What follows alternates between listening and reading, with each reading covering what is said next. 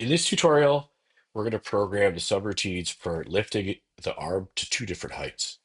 We're also going to examine the use of velocity to make sure that when we lift the arm, we don't lift it up too fast and drop the ball. So let's go ahead. I'm going to zoom out a little bit, give myself just a little more space. I'll move a couple of these things around. So I've got my claw open and close. We'll move that over there. And now we'll look at these two here. So we'll zoom back in a little bit.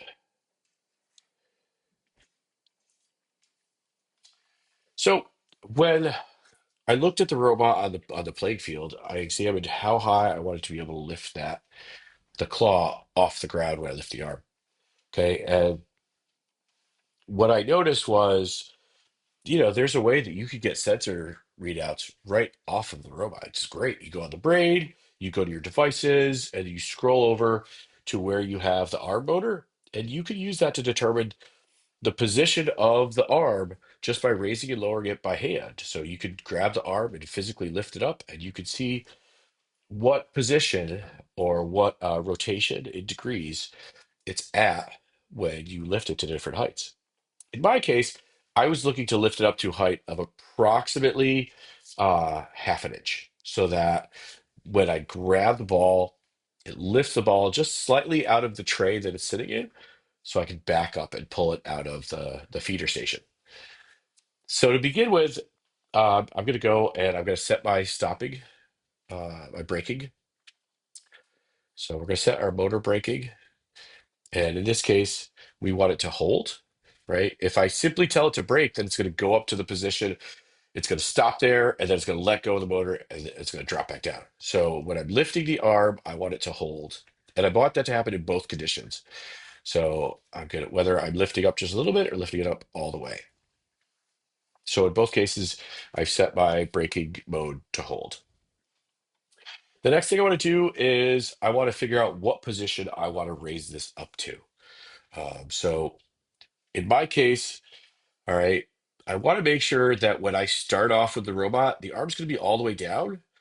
So I'm going to set my arm position at the beginning of this program. So when I hit start on the brain, okay, it's going to automatically set my arm position to 0. So that's going to be my default. That's going to be my home position all the way down. Okay. So coming off of that, I can tell it what position I want it to go to.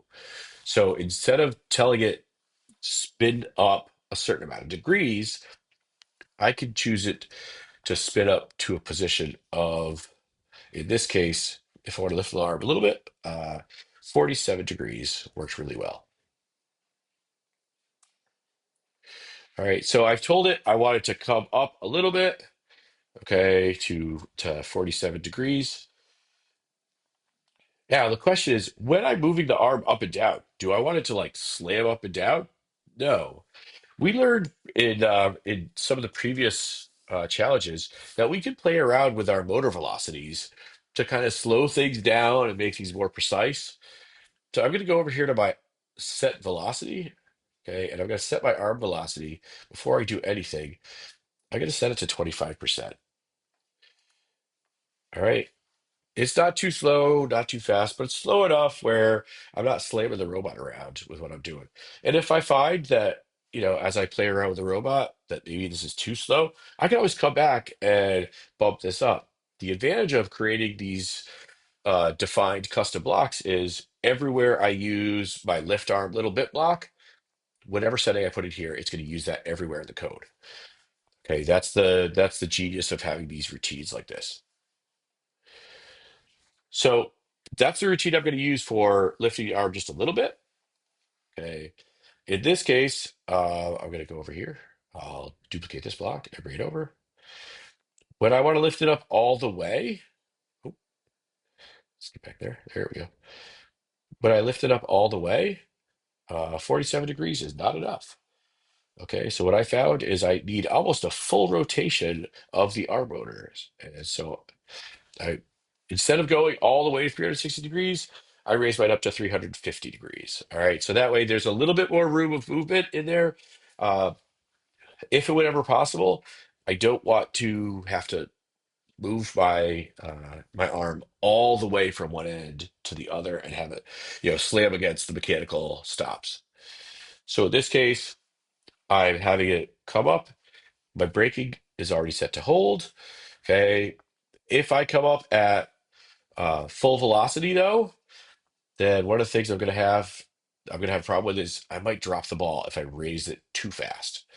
So I'm gonna come over here. I'll copy my velocity. All right. Control C and Control V to paste it. Drag that in there and make sure this is set for 25% as well. Okay. So two very simple subroutines that are going to help me when I start programming the rest of the movements of my robot. All right. Good luck. Go ahead and move on from there.